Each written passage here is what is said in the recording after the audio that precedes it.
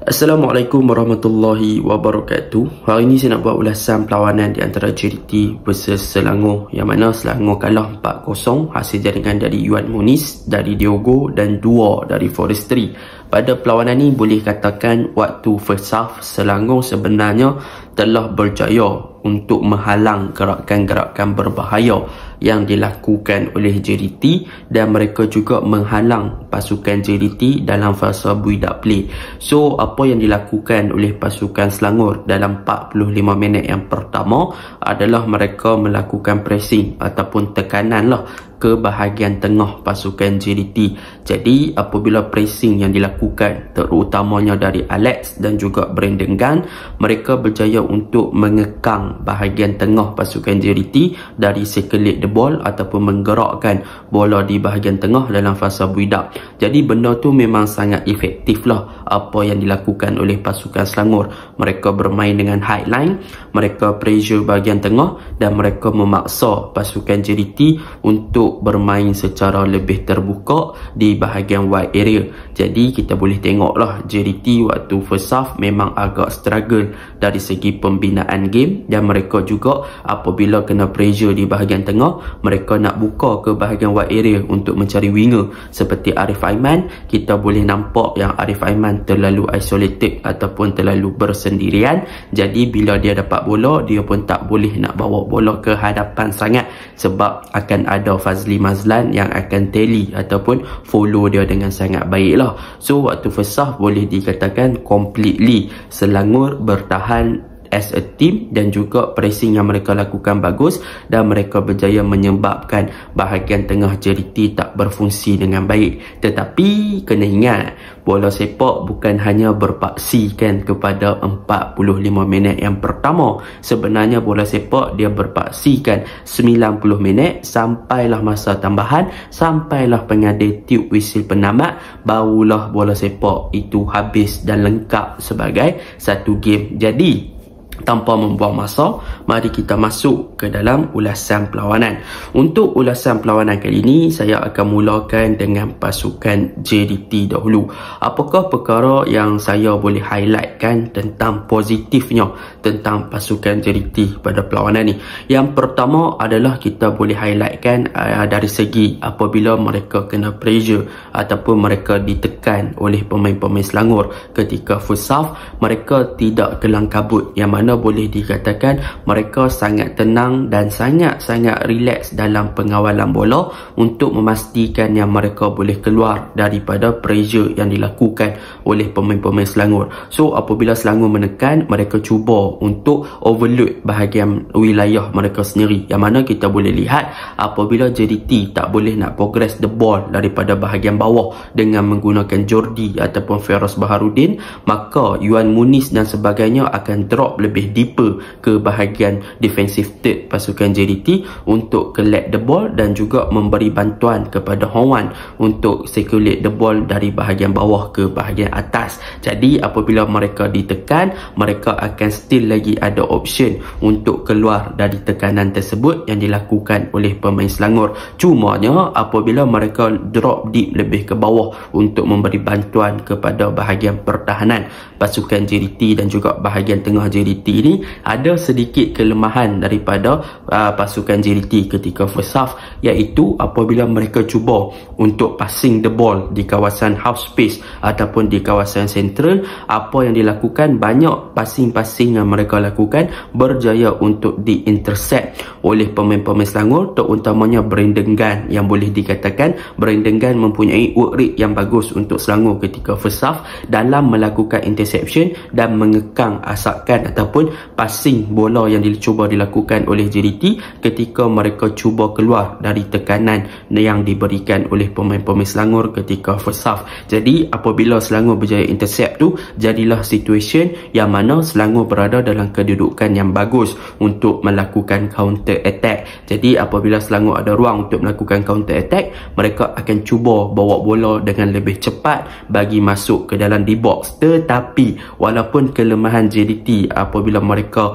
cuba untuk keluar dari pressure yang dilakukan tu dengan melakukan simple mistake seperti passing kena intercept dan sebagainya. Cumanya apabila berada dalam situasi counter attack yang mana bola berada di kawasan Selangor ataupun di kawasan kaki Selangor yang berjaya intercept hantaran dilakukan oleh pemain JDT sebentar tadi, pemain-pemain JDT yang berada di atas ni cepat untuk melakukan transisi dari menyerang ke bertahan, yang mana kita boleh tengok akan ada lambakan pemain JDT akan turun untuk masuk dan penuhi di box pasukan mereka sendiri untuk menghalang gerakan counter attack tersebut dan juga untuk tidak memberi ruang kepada pemain-pemain serangan Selangor untuk ada space ataupun ruang yang banyak untuk melepaskan percubaan. Jadi apabila JDT kena serang ataupun kena counter, work rate yang ditunjukkan dan juga transisi yang ditunjukkan oleh pemain JDT untuk cover up dan juga memberi support kepada bahagian pertahanan pada perlawanan semalam memang sangat-sangat efektif dan sangat-sangat bagus lah. Jadi benda tu yang menyebabkan counter attack pasukan Selangor agak tidak menjadi, walaupun mereka dah berjaya untuk melakukan pressing, berjaya untuk membuatkan pemain JDT melakukan mistake, tetapi apabila dalam situasi counter attack pemain JDT cepat untuk melakukan transisi bagi bertahan dengan baik lah. So that is a good thing tentang pasukan JDT. Apa yang pertama saya boleh cakapkan. Yang kedua, apa yang boleh saya cakapkan tentang pasukan JDT ni adalah di second half, yang mana di second half kita boleh nampak yang pasukan Selangor dah mula untuk kurangkan tempo perlawanan, yang mana intensity yang ditampilkan waktu first game masuk second half, Selangor dah tak mula untuk bertindak bagi melakukan pressing yang bagus di bahagian tengah. Bahkan pertukaran player pun kita boleh nampak yang mana pemain-pemain yang ditukarkan agak terlalu awal apabila Faisal Halim ditukarkan dengan Ali Faikal, yang boleh saya katakan Faisal Halim adalah player yang sangat memberi impak kepada bahagian hadapan Selangor waktu first half. Tetapi apabila ditukarkan dengan Ali Faikal, bahagian hadapan Selangor dah nampak yang mereka yang tidak nampak yang sangat jelas lah. Mereka berada dalam keadaan yang kabur dan mereka tak ada lagi player yang boleh diguna pakai bagi melakukan counter attack ataupun serangan balas dengan long ball untuk exploit kawasan wide area pasukan JDT. Jadi benda ni dimanfaatkan oleh JDT di second half apabila kita boleh nampak JDT berjaya meningkatkan tempo dan berjaya untuk mengawal balik perlawanan dan bermain seperti biasa. Apabila mereka mendapatkan rentak, mereka bermain dengan baik di bahagian tengah dan kita boleh lihatlah hasilnya gol berjaya dicipta oleh Yuan Muniz bersama dengan Forestry melalui satu gerakan yang menarik. Dan kalau kita lihat, mungkin ramai akan mempertikaikan kenapa Syarul Nazim tak tackle on Forestry dan sebagainya. Kemungkinan besar di sini Syarul Nazim berada dalam kedudukan yang mana dia fikir dia ada yellow card. Kalau dia bermain dengan lebih agresif, mungkin dia akan memberi impak yang lebih negatif kepada tim dengan dapat kad merah lah. Tetapi boleh dikatakan itu juga poor defending daripada pemain-pemain Selangor sendiri, yang mana bukan sahaja Syarul Nazim dalam mengekang Forestry, tetapi daripada Kuzaimi dan juga pemain-pemain Selangor di bahagian belakang yang lain untuk cover up larian yang dilakukan oleh Yuan Muniz. So benda tu tak boleh nak salahkan Syarul Nazim sahaja, tetapi defend department pasukan Selangor sendiri yang bermasalah untuk gol yang pertama tersebut lah. Jadi lepas tu kita boleh nampak pasukan JDT bermain dengan intensity yang lebih bagus dan bermain dengan sangat cemerlang, dan kita boleh lihat gol yang kedua terhasil daripada segi throw in, yang mana satu hantaran dimasukkan ataupun dilontarkan direct kepada Diogo menggunakan fizikal yang dia ada untuk hold the ball dan juga dia cuba untuk set up kepada Endrick, tetapi hasilnya dia set up kepada diri dia sendiri. So assist dari Diogo, gol pun dari Diogo. Dan dari sini juga kita boleh tengok bagaimana lemahnya defense Selangor dalam menghalang daripada man marking yang dilakukan, yang mana mereka terlalu memberi space untuk pasukan JDT menguasai bola di dalam kawasan di box pasukan mereka sendiri. Jadi JDT guna kesempatan tersebut untuk score gol. That is the number 2 punya gol lah untuk pasukan JDT. Jadi benda tu memang boleh kita nampak lah second half JDT mampu bermain dengan agak baik dan bermain dengan agak cemerlang pada second half. Dan kita boleh lihat juga gol yang dijaringkan oleh Forestry, yang mana apabila Diogo dikeluarkan, kita boleh nampak kemasukan Syahmi Safari dan juga Afiq Fazail. Ini perkara ketiga yang boleh saya highlightkan tentang pasukan JDT, yang mana apabila masuk ke dalam perkara yang ketiga ini adalah pertukaran yang memberi impak positif kepada bahagian kanan dan juga bahagian tengah pasukan JDT, yang mana kemasukan Afiq Fazail dan juga Syahmi Safaris memberi impak yang positif kepada pasukan JDT dalam membuat hantaran-hantaran yang lebih berbahaya ke arah bahagian hadapan. Sebab apa saya kata begitu? Sebab Afiq Fazail punya gameplay, dia adalah box to box punya player, tetapi dia adalah player yang mempunyai vision yang sangat bagus dan juga mempunyai passing accuracy yang sangat tepat. Kita boleh nampak apabila masuknya Afiq Fazail ni, dia telah mengubah sedikit rentak permainan pasukan JDT, yang mana waktu first half mereka di pressure, Hong Wan tak boleh nak release the ball dengan cepat, Hong Wan tak ada space untuk release the ball dengan cepat. Tetapi kemasukan Afiq Fazail ni, kita boleh nampak apabila bola ada di kaki beliau, beliau boleh membuat satu umpanan yang berbahaya ke arah bahagian hadapan untuk mencari pemain-pemain hadapan pasukan JDT itu sendiri. Dan kalau kita lihat apabila Diogo dikeluarkan, Arif Aiman diletakkan di bahagian tengah untuk bertindak as a fast nine, dan daripada situlah kita boleh tengok Afiq Fazail berjaya membuat hantaran kepada Arif Aiman sebelum Arif Aiman membuat hantaran kepada Forestry untuk gol yang ketiga. So kemasukan Afiq Fazail, Leandro Velasquez telah memberi satu dimensi yang baru ke bahagian tengah pasukan JDT yang pada mulanya berhadapi kesukaran untuk melakukan penetration melalui middle area. So that is a good thing lah. Dan kemasukan Syahmi Safari pun kita boleh nampak beliau sangat efektif untuk exploit bahagian wide area apabila sering mendapat hantaran-hantaran yang baik daripada Afiq Fazail the Maestro lah. So benda tu memang positive side untuk pasukan JDT, tetapi ada juga kelemahan untuk pasukan JDT macam yang saya cakap tadi. Itu satu. Dan yang kedua, apa yang boleh saya cakap tentang pasukan JDT pada perlawanan ni adalah peranan daripada Oscar Arribas di bahagian kiri, yang mana kalau kita lihat untuk perlawanan ni, pasukan JDT lebih efektif dan lebih suka untuk penggunaan serangan di bahagian kanan dengan penggunaan Arif Aiman. Tetapi daripada segi bahagian kiri, kita boleh nampak yang Oscar Arribas tidak memberi impak yang lebih besar ataupun lebih positif kepada serangan pasukan JDT. Beliau agak lebih deep, lebih deeper, dan beliau tak boleh nak naik sangat untuk memberi support kepada Forestry. Jadi boleh saya katakan Oscar Arribas bermain di bawah below par. Sebab kalau kita banding dengan game-game yang sebelum ni,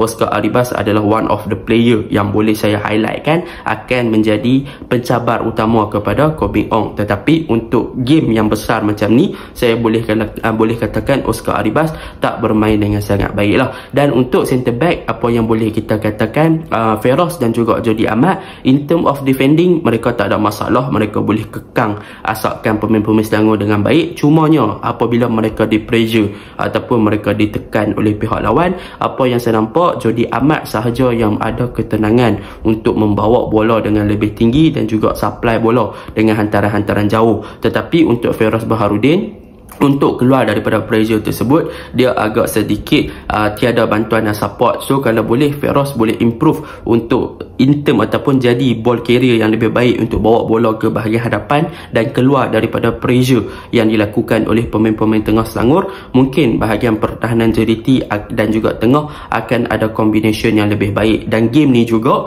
Hong Wan tak boleh berfungsi dengan agak baik apabila sering ditekan. So Hong Wan dia adalah player yang typical release ball dan juga hold ball dengan sangat-sangat, dia hold ball sangat sekejap dan dia release ball dengan cepat. So benda tu yang kita katakan Hong Wan ni dia tak boleh bila kena pressure. Sebab bila dia kena pressure, dia tak ada ruang untuk dia melepaskan bola dengan cepat. So dia akan menyebabkan Hong Wan hold ball lebih lama. Apabila Hong Wan hold ball lebih lama, itu akan menjadi liability untuk pasukan JDT apabila ditekan. So kemungkinan Selangor first half nampak okey, tapi biasalah masuk second half masalah fitness. Jadi Jadi secara overallnya untuk pasukan JDT, mereka berjaya keluar dari kepompong pressure yang dilakukan oleh pasukan Selangor dan bermain dengan lebih efektif di second half. Dan yang paling penting, mereka berjaya memanfaatkan gol dari set pieces, yang mana boleh saya katakan set pieces dari Yuan Muniz memang berbahaya untuk pasukan JDT. Dan kita boleh tengok bola-bola yang secara direct on goal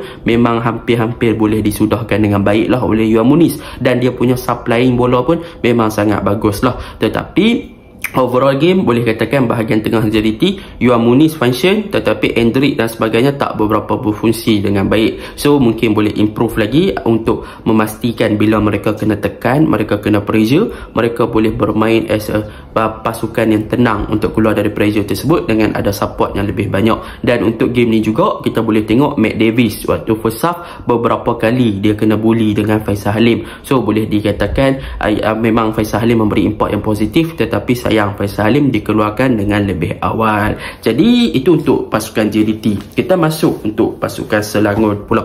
Untuk pasukan Selangor, apa yang boleh saya puji macam yang saya cakap pada awal tadi, mereka punya pressing menjadi waktu 45 minit sahaja, tetapi banyak kelemahan yang mereka perlu perbaiki in term of attacking. Yang mana boleh saya katakan yang pertama, apa yang menjadi kelemahan pasukan Selangor adalah di bahagian zon 14. Apabila mereka tak ada seorang typical player yang boleh bertindak untuk jadi lebih kreatif dan juga untuk link up dengan Aaron Devell, yang mana apabila dalam gerakan counter attack ataupun serangan yang dilakukan oleh pasukan Selangor, kita boleh lihat Aaron Devell banyak kalinya drop deep untuk menerima bola dan juga join the counter attack yang dilakukan oleh pasukan Selangor daripada media department ke attacking department. Jadi apabila dalam formation yang diguna pakai oleh Tan Chee Ho, apabila seorang striker sahaja diguna pakai, seorang lone striker, apabila dia dah drop deep untuk membantu bahagian pertahanan dan juga collect the ball daripada kawasan tengah, maka di sini dia yang akan bawa bola ke bahagian hadapan. Kita boleh tengok beberapa gerakan counter attack, Aaron Devell yang bawa bola ke bahagian hadapan dan dia yang supply bola kepada bahagian wide area ataupun winger yang ada di situlah. Jadi sepatutnya Aaron Devell adalah player yang berada di hadapan dalam situasi counter attack, bukan dia yang bawa bola dalam situasi counter attack. So bila jadi macam ni, pemain-pemain di hadapan pasukan Selangor akan berkurangan dan mereka tak ada seorang proper target man yang mereka boleh target untuk memastikan yang counter attack mereka berjaya. Jadi dalam situasi counter attack, benda macam itulah yang berlaku. Dan dalam fasa build up juga, kita boleh tengok di antara zon 14 pasukan Selangor tak ada proper number 10 yang boleh link up antara Aaron dan sebagainya, dan Aaron juga tak ada physical dan juga face yang boleh diguna pakai untuk beat pertahanan Selangor. Yang mana kita boleh tengok sepatutnya apabila Selangor dah bermain dengan high pressing dan sebagainya, mereka boleh untuk attack di kawasan yang terekspos ataupun terdedah oleh JDT, sama ada di central ataupun di bahagian fullback. Tetapi kebanyakannya hantaran-hantaran yang dilakukan oleh pasukan Selangor ataupun serangan yang dilakukan lebih berpaksikan hanya kepada Faisal Halim. Dan Faisal Halim pun dia jadi macam Arif Aiman waktu first half, yang mana bila bola dapat kat dia, dia terlalu isolated, dia tak ada support yang banyak dari bahagian tengah. Apabila Nur, Brandon dan juga Alex, mereka lebih fokus kepada bahagian center sahaja berbanding berada berhampiran dengan D-box ataupun di kawasan zon 14. So tak ada pemain yang berdekatan dengan D-box untuk sambut hantaran-hantaran dan juga memberi support kepada Faisal Halim in term of build up. Ni bukan counter attack lah, ni lebih kepada build up punya explanation. So bila mana jadi macam tu, apa yang boleh saya katakan, apa yang boleh saya katakan, Selangor di bahagian tengah mereka mengalami kekurangan seperti itulah. Masalah kreativiti dan juga link up play yang boleh memberi support kepada bahagian hadapan. Dan di second half, kemasukan Orozco pun tak memberi impact yang banyak sangat untuk create the movement dan juga create bahagian attacking punya support dan juga link up untuk membantu bahagian serangan pasukan Selangor itu sendiri. Dan kalau kita lihat pembahayaan ataupun corak bertahan pasukan Selangor waktu first half, mereka bermain dengan high line, yang mana mereka cuba untuk melakukan tekanan yang tinggi dan mereka meletakkan Alex seorang untuk cover back four di belakang, dan mereka memberi coverage yang baguslah kepada Alex, memberi coverage yang baguslah kepada back four pasukan Selangor. Cumanya di bahagian wide area mereka akan sedikit terdedah. Jadi apabila JDT main long ball, mereka akan banyak buat fall yang tak sepatutnya, yang menyebabkan mereka daripada early game ataupun di first half dah kena kena yellow card. Dan apabila masuk second half, benda itu sedikit mengganggu rentak permainan sebab pemain dah kena yellow card. So kemungkinan di second half mereka akan bermain dengan lebih berhati-hati untuk mengelakkan mereka buat foul-foul yang boleh menyebabkan mereka kena red card dan dibuang padang. So masuk second half, kita boleh tengok pertukaran pemain dilakukan. Yazan dibawa keluar. Saya rasa bawa keluar Yazan tu adalah import yang paling saya tak faham. Sebab apa Yazan dikeluarkan? Sebab Shahrul Nazim punya yellow card, Yazan punya yellow card, tetapi Yazan dibawa keluar, bawa masuk Kuzaimi yang baru fit, tetapi dia tak boleh nak fit the system lagi. So bila dia tak boleh nak fit the system, dia tak boleh nak suit the system, so kita boleh nampak lah 2 gol yang terhasil daripada JRT adalah juga berpunca dari dia. So boleh dikatakan keluarnya Yazan tu juga memberi impak yang negatif kepada defense Selangor, dan benda tu juga antara faktor kenapa Selangor tak boleh bertahan dengan baik lah di second half. Dan di second half juga keluarnya Faisal Halim yang bermain dengan efektif di bahagian wide area, bawa masuk Alif Aikal, nampaknya bahagian hadapan Selangor dah terus malap, tak boleh nak buat apa. So memang kita boleh simpulkan yang gameplay ni Selangor boleh main 45 minit, tapi 45 minit yang kedua nampak hancur dan memang tak boleh nak buat apa-apa lah. So banyaklah kelemahan-kelemahan yang mereka perlu perbaiki, terutamanya daripada penggunaan wide area pun mereka perlu perbaiki, zonal 14 pun mereka perlu perbaiki, midfield untuk lebih kreatif dan juga link up play pun lebih perbaiki, defense untuk elok buat simple mistake dan juga bagi ruang kepada pemain-pemain lain pun mereka perlu perbaiki, communication dan sebagainya. So itu je lah ulasan saya. Assalamualaikum.